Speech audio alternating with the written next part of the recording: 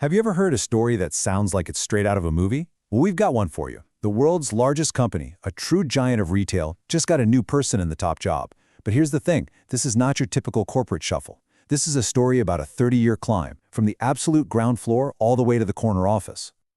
We're talking about a company that's knocking on the door of $1 trillion valuation. I mean, just think about that for a second. The sheer scale is almost impossible to wrap your head around. The person running this global machine has one of the toughest, most demanding jobs on the entire planet. And the new person in that job? Well, he started his career stocking shelves in the garden center of a single Walmart store. That's the heart of this whole thing. A journey from being an hourly worker to becoming the CEO of the entire corporation. And that journey, well, it tells you everything you need to know about him and maybe even about Walmart itself. So let's meet the man of the hour. His name is John Furner, and on February 1st, 2026, he officially became the new president and CEO of Walmart Inc. He's taking the reins from the legendary Doug McMillon. And you know, they didn't go on some big, splashy, global search for an outside superstar. Nope, they promoted from within, which really says a lot about their belief in growing their own leaders. And just to give you a sense of what he's now responsible for, he is leading a team of over 2.1 million people. They're spread across nearly 11,000 stores in 19 different countries. It's really less of a company and more like its own global economy. And you can tell the company is thrilled. His predecessor, Doug McMillon, said he just plain loves this company and has what it takes for the future. And it wasn't just him.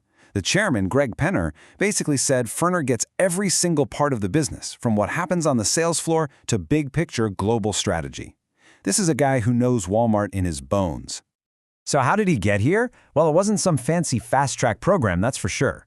It was a long, steady climb, a 3-decade journey where every single job seemed to prepare him for the next, one step at a time.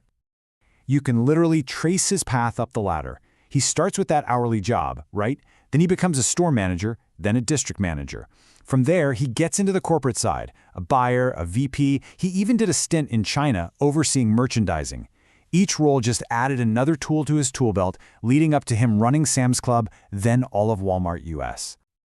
And let me tell you, his time at Sam's Club was a huge deal. He delivered 11 straight quarters of growth. That is an incredible run. And it showed everybody that he wasn't just a manager, he was a leader who could take a massive business and make it even bigger, especially against tough rivals like Costco. That's the kind of track record that gets you noticed, you know? And just as he was taking over Walmart US, he was thrown into, without a doubt, one of the biggest tests any retail leader has ever faced, the global pandemic. It was the ultimate trial by fire for strategy, for logistics, and for leadership. And honestly, the results speak for themselves. Under his watch, Walmart didn't just get through the chaos, it absolutely soared. He helped the company pivot on a dime, beefing up fulfillment and delivery, which led to a jaw-dropping 79% jump in e-commerce sales and added an extra $29 billion in U.S. sales in 2021 alone. Just incredible. So what makes a guy like this tick? To really understand John Furner's leadership style, you've got to go way back to his childhood and the lessons he learned on his grandfather's farm. I just love this quote. It tells you so much about his work ethic. He talks about how he learned from his grandfather that the animals are always up. They never take a day off. That's where he got this relentless, hands-on, let's just solve the problem mindset that he's carried with him his whole life. And look, this isn't just some nice backstory. He turned that philosophy directly into policy.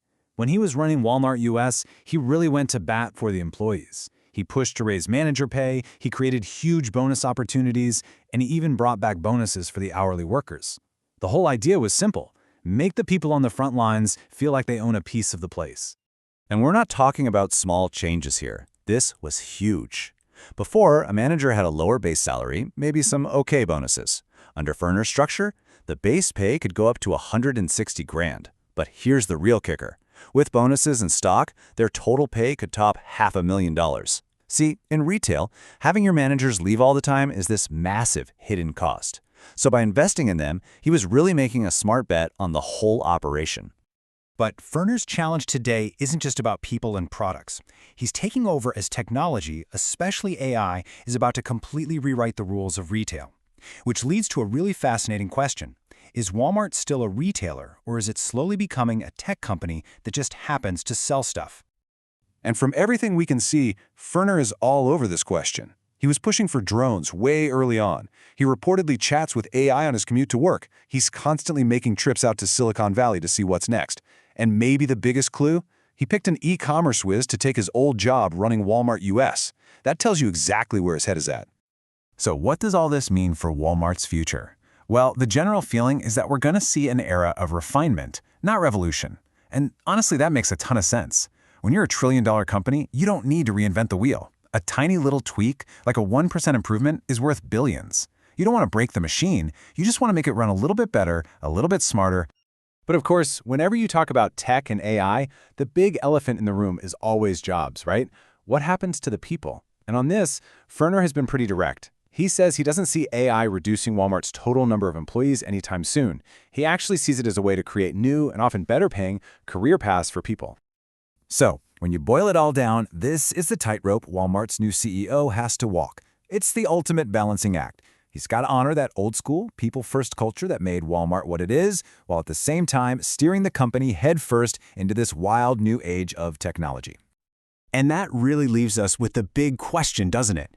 Can that practical, common-sense, homespun wisdom, the kind you learn on a farm, be what it takes to steer this massive ship through the incredibly complex age of AI and the future of retail?